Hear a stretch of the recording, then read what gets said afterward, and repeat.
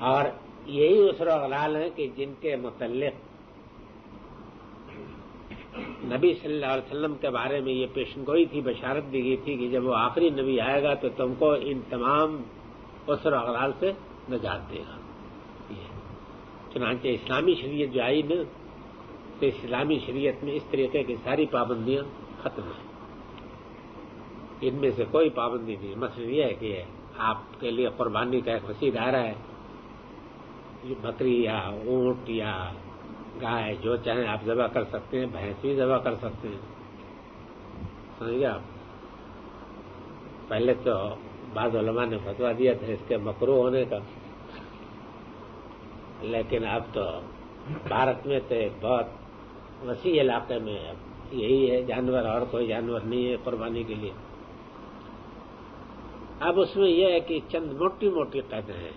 آپ کو جانور تندرست ہو یا بالکل مرا ہوا جانور نہ ہو، بوڑھا نہ ہو، بے وقت نہ ہو، اور اس کے لیے ایک جامع تعبیر ہے کہ تم اللہ تعالیٰ کے ہاں وفاداری کا درجہ نہیں پا سکتے اس وقت تک جب تک کہ ان چیزوں میں سے نہ خرچ کرو کہ جو تمہیں محبوب ہے۔ بس اب یہ کسوٹی آپ کے ہاتھ میں ہے۔ اگر آپ ایسی گرا پڑا جانور خدا کے راہ میں قربان کریں گے تو آپ کی قربانی کی وجہ سے وہی حیثیت رہے گی۔ فیصلہ کرنا آپ کا کام ہے، اللہ میاں اس معاملے میں نہیں دخل دیتے، لیکن اگر دخل دینے پر آ جائیں تو اس کی بہترین مثال یہ واقعہ ہے کہ اگر آپ پوچھنا شروع کر دیں تو پھر یہ ہے کہ یہ تمام قاعدے بڑھ جائیں گے۔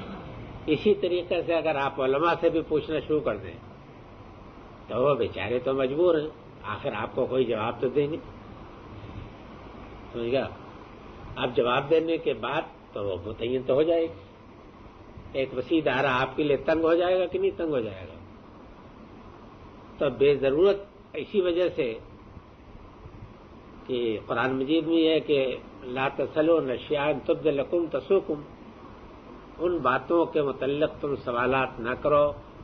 کہ جن کا اگر جواب دے دیا جائے تو تم پر پیر گنا گزرے گا،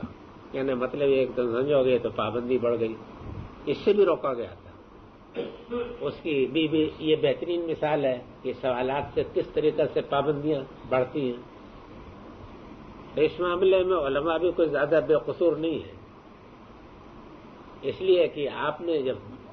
سوالات کی بھرمار کی تو پھر یہ ہے کہ ان کو جواب دینا ہوا، جب جواب دیے انہوں نے تو ظاہر ہے کہ وہ چیز محدود سے محدود تر ہوتی چلی گئی اور آپ کی آزادی اس کے اندر گھر گئی۔ وہی قتل تم نفسن، یہ اسی واقعے کا دوسرا حصہ بیان ہو رہا ہے، یعنی قربانی کی تو قربانی کرنے کے بعد اس سے وہ قسم جو ہے وہ قربانی کا مقصد باطل کر دیا، یعنی قسم جھوٹی کھائی۔ وہی قتل تم نفسن فادارأتم فیہا واللہ مخرج ما کنتم تکتمون فقلنا اضربوه ببعضها كذلك يحيي الله الموتى ويريكم آیاته لعلکم تعقلون۔ اور یاد کرو کہ جب کہ تم نے ایک جان کو قتل کیا پھر ایک دوسرے کے اوپر الزام بازی کی، حالانکہ اللہ تعالی ہر چیز کو بے نقاب کرنے والا ہے جس کو کہ تم چھپا رہے ہو۔ یعنی تمہیں سوچنا چاہیے تھا کہ جانتے بوجھتے الزام بازی کر کے ہو سکتا ہے کہ دنیا میں تم اپنے کسی جرم کو چھپا لے جاؤ، لیکن خدا سے تو اس کو چھپا نہیں سکتے۔ تو سوچنا یہ چاہیے تھا کہ ایک دن تو یہ سارا ماجرا بہرحال آنا ہے سامنے۔ یہی چیز تو آدمی کو نیک بناتی ہے، اصل میں آخرت کا عقیدہ ہے، باقی اور کوئی چیز نہیں۔ سمجھا؟ تہذیب، تمدن، ثقافت، روایات، یہ سب چیزیں جو انسان کو نیک نہیں بنا سکتی، آخرت کا عقیدہ جو ہے حقیقی معنی میں نیک بناتا ہے۔ لوگوں کا خیال محض نمائش کا شوق پیدا کرتا ہے اور آدمی میک اپ کرنے کا عادی ہو جاتا ہے، اپنی نیکی کی نمائش کرتا ہے، لیکن آخرت کا خیال جو ہوتا ہے نا اس میں میک اپ کا کوئی سوال نہیں پیدا ہوتا، اس لیے کہ آدمی جو ہے نا وہ اپنے باطن کا جو خدا کی جو خشیت ہے اس کے تحت جو کچھ بھی کرتا ہے۔ تو فرمایا کہ سوچنے کی بات یہ تھی کہ تم آج الزام بازی کر کے اور غیر مجرموں کو مجرم بنا کر کے اپنے آپ کو پاک دامن تو نہیں ثابت کر سکتے، اس لیے کہ اللہ تعالیٰ تو سب چیز کھول دینے والا ہے۔ تو ہم نے کہا کہ اس کو مارو، اس کے بعد سے کذالک یحیی اللہ الموتیٰ، یہ معلوم واللہ مخرج ما کنتم تکتمون معترضہ جملہ ہے، یعنی ایک یاد دہانی ہے بر وقت، یعنی تم نے الزام بازی کی، حالانکہ یہ نہیں کرنا چاہیے تھا، اس لیے کہ اللہ تعالیٰ تو سب جانتا ہے، ایک دن کھول دے گا۔ فقلنا اضربوہ ببعضہا فادارکتم سے لگتا ہوا ہے، جملہ معترضہ کا جملے میں کوئی خاص محل نہیں ہوتا ہے، وہ بیچ میں وہ اسی حد تک بات رکھتی ہے، یعنی فادارکتم فیہا، جب تم نے ایک دوسرے پہ الزام بازی کی تو ہم نے یہ کہا کہ اس کے بعد سے اس کو مارو۔ اسی طریقہ سے اللہ تعالیٰ مردوں کو زندہ کرتا ہے اور تمہیں دکھاتا ہے اپنی آیات نشانیاں تاکہ تم سمجھو۔ یہ معلوم ہوتا ہے کہ فقلنا اضربوہ ببعضہا، اس کے بعد سے یعنی بقرہ کے بعد سے، سمجھ گیا؟ اب یہ لفظ بہت مختصر ہے، الفاظ بہت مختصر ہیں، معلوم ہوتا ہے کہ قدیم روایت کی بنا پر یعنی قربانی کا خون چھڑک کر کے قسم لیتے تھے جانوروں پر۔ قربانی کا خون جو ہے نا میت کے اوپر بھی، جو مقتول ہوتا تھا اس کے اوپر بھی چھڑکتے تھے، اور اس کے بعد ان کے لوگوں کے متعلق معلوم ہے کہ ان کے اوپر بھی چھڑکا جاتا تھا، اور پھر وہ قسم لیتے تھے۔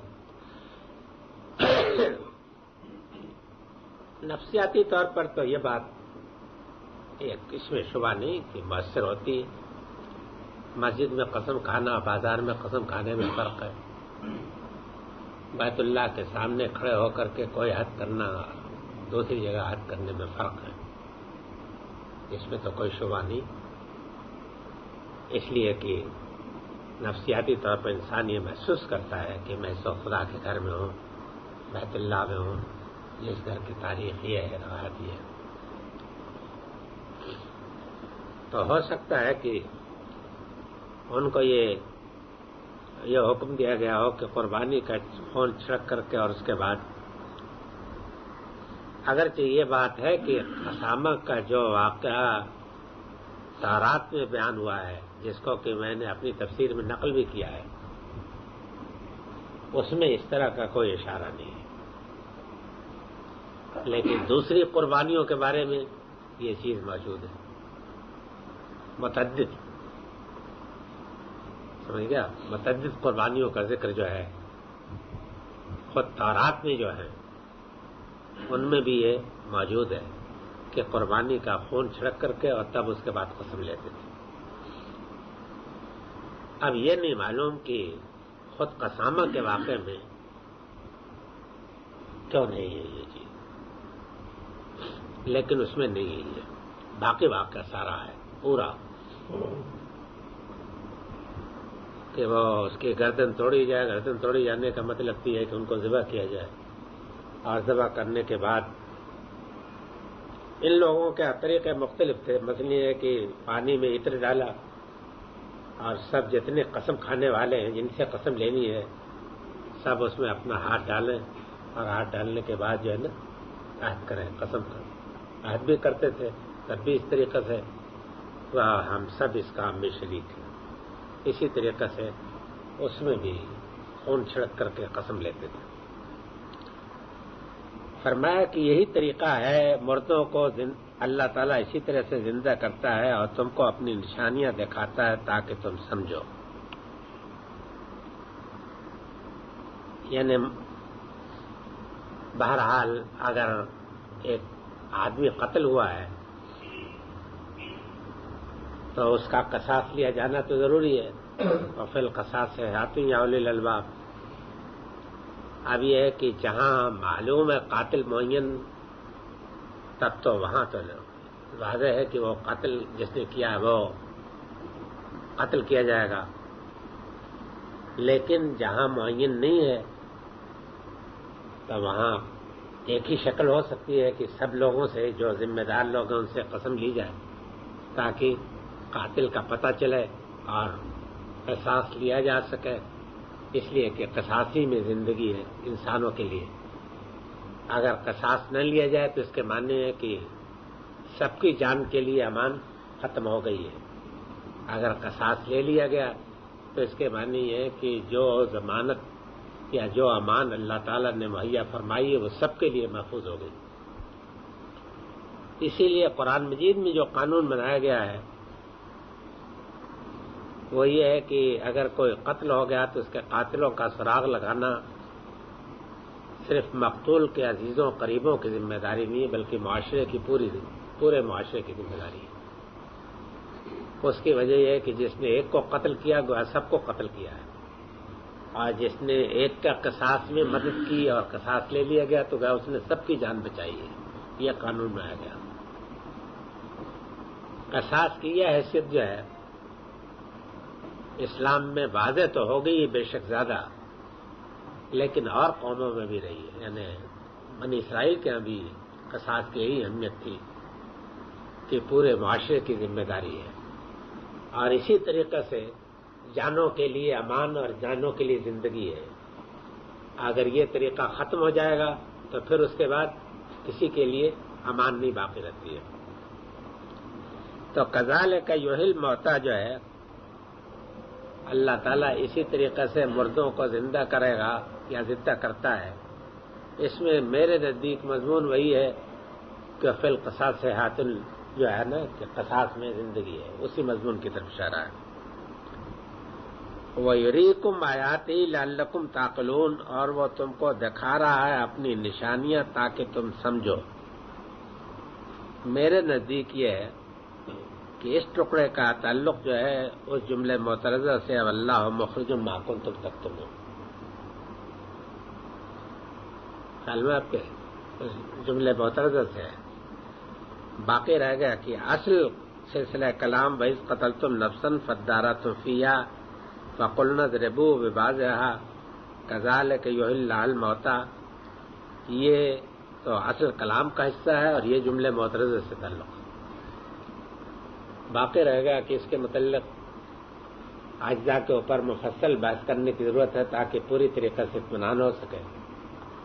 تو انشاءاللہ اگلے درس میں اس پر میں وضاحت کروں گا۔ اس درس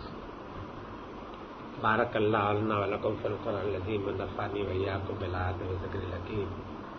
واستغفر اللہ ان اللہ غفور رحیم وصلی اللہ تعالی علی خیر خلقہ محمد وآلہ وصحبہ اجمعین برحمتک یا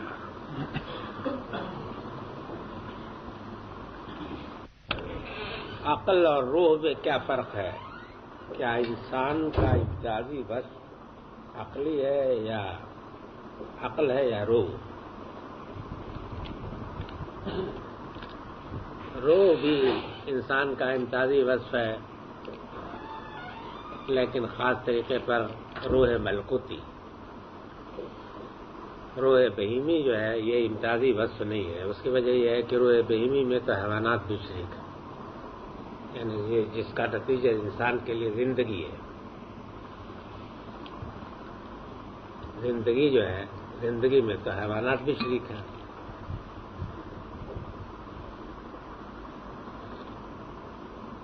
لیکن روح ملکوتی جو ہے وہ انسان کا امتیازی وصف ہے۔ یا دوسرے لفظوں میں جو میں نے استعمال کیا ڈیوائن اسپارک، جس کی وجہ سے انسان کے اندر وہ تمام فضیلت کے پہلو پیدا ہوتے ہیں، اور یہ صاف معلوم ہوتا ہے کہ انسان کے اندر صرف حیوانی روح نہیں ہے بلکہ ایک اور روح بھی ہے۔